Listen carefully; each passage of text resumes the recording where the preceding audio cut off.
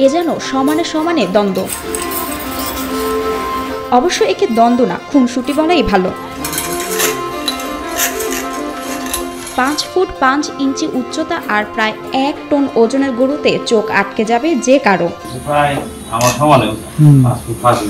কুচকুচে কালো রঙের দুটি গরুর ওজন হবে প্রায় 2 টনেরও বেশি।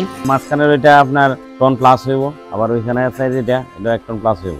তবে শুধু এই 2 গরুই না, খামারি মামুন মিয়ার খামারে আছে প্রায় 45টি গরু। মোট গরু আছে আপনার 45টা, 50 প্লাস আছিল, ওইগুলো বিক্রি করে দিয়েছি রমজান। 45টা কোরবানির জন্য আছে।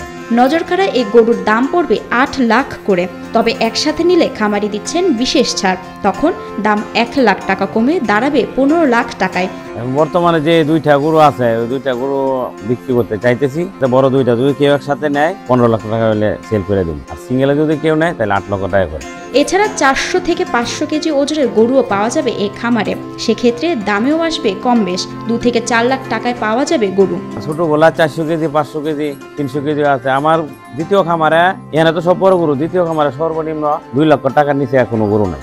এমন বিশাল দেহী গরুকে দেওয়া হয়েছে শুধুই দেশীয় খাবার, কোনো ধরনের মোটা তাজাকরণ ওষুধ দেওয়া হয়নি বলে জানান খামারের মালিক মামুন মিয়া।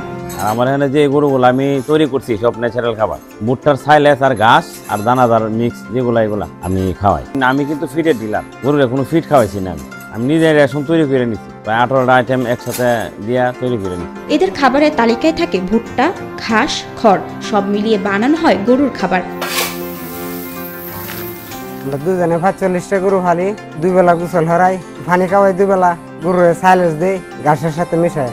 সারি সারি লাইনে বাঁধা গরুর সামনে থাকে খাবারের পাত্র, একে একে সবার পাত্রে ঢালা হয় খাবার।